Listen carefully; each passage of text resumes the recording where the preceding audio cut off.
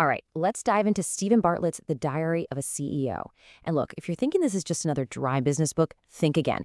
This is basically a playbook of 33 pretty counterintuitive laws for success, all built on real psychology, science, and Bartlett's own raw experience. So let's get into it. So this is the book we're talking about. And what's so cool about it is it's not just Bartlett's own story.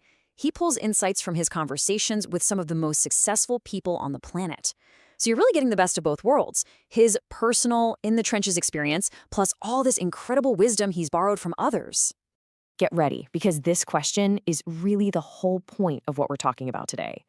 So many of Bartlett's laws are designed to just shatter the conventional wisdom we've all been fed our whole lives. We're about to see why some of the most common advice might actually be the very thing holding you back. But, okay, before we can start breaking rules, we need to build a solid foundation. Bartlett makes this fantastic point that success isn't just random. It's built step by step by filling what he calls your 5 buckets. Now, the sequence here is absolutely everything. You have to start with knowledge. That knowledge allows you to then build actual skills. Those skills, in turn, attract a network. Your network then provides you with resources, and all of that together culminates in your reputation. It's like a chain reaction, and you really can't skip a link. This quote just gets right to the heart of it all, doesn't it? The point is, you have to invest in yourself first. You've got to fill your own buckets, your knowledge bucket, your skills bucket, before you can ever hope to have a major impact on the world. It's all about building yourself up from the ground floor. All right, foundation's set. Now for the fun part. Let's dig into some of Bartlett's most surprising laws that just completely flip common business advice on its head. You know, we're all obsessed with making things seamless, frictionless, and super easy for customers, right? But Bartlett argues that sometimes making things a little bit harder can actually increase their value. I know, it sounds nuts, right? How is that even possible? Well, let's look at the proof. Think about Red Bull. It has that kind of weird medicinal taste, right? That's friction. It makes you feel like it's a serious, potent formula, not just another sugary soda. Or Betty Crocker, their cake mix sales skyrocketed after they started requiring customers to add 1 fresh egg.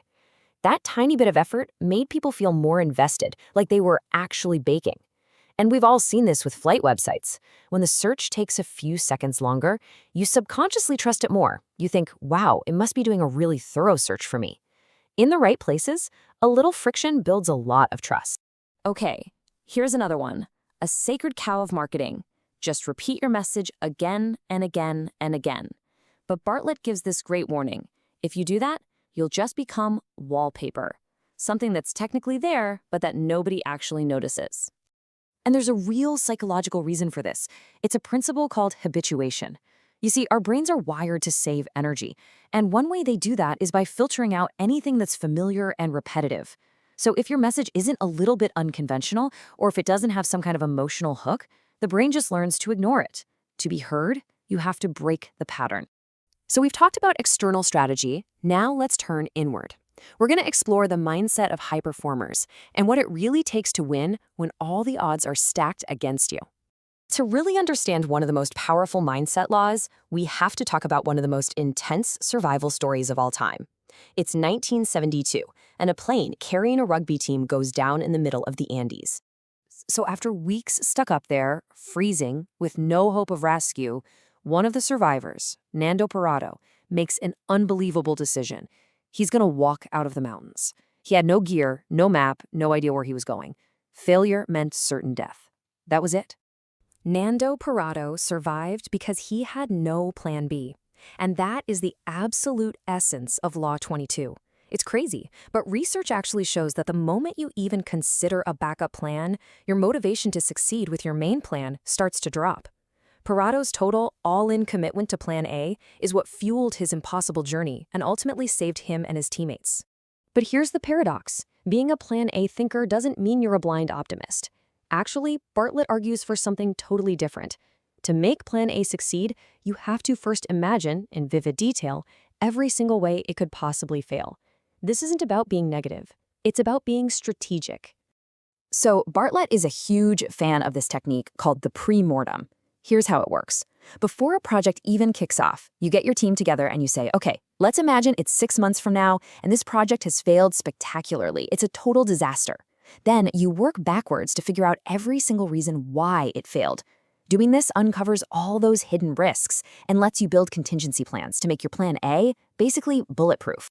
All right, now for our final section.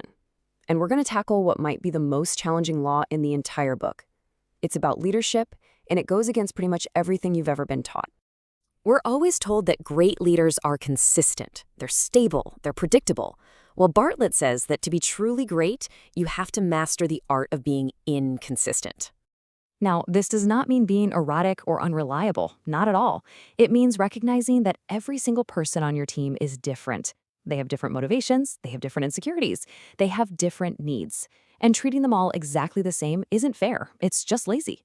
The absolute master of this was the legendary soccer manager Sir Alex Ferguson. He knew exactly which player needed a comforting arm around the shoulder and which one needed a public shouting match to perform at their best.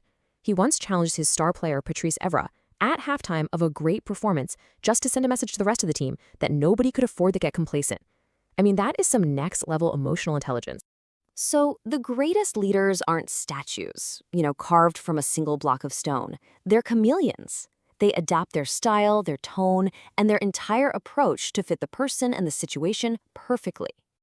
And it's so fitting that Bartlett's final law brings us right back to the beginning.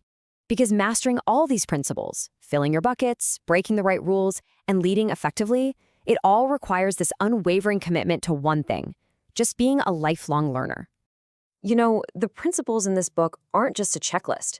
They're really a new way of seeing the world, of challenging your assumptions, and of choosing a different path than the one that everyone else is on. So, as we wrap this up, just think about these ideas for a second. Which piece of conventional wisdom are you ready to challenge in your own life or your business? Which rule are you going to break first? Subscribe now for more book summaries.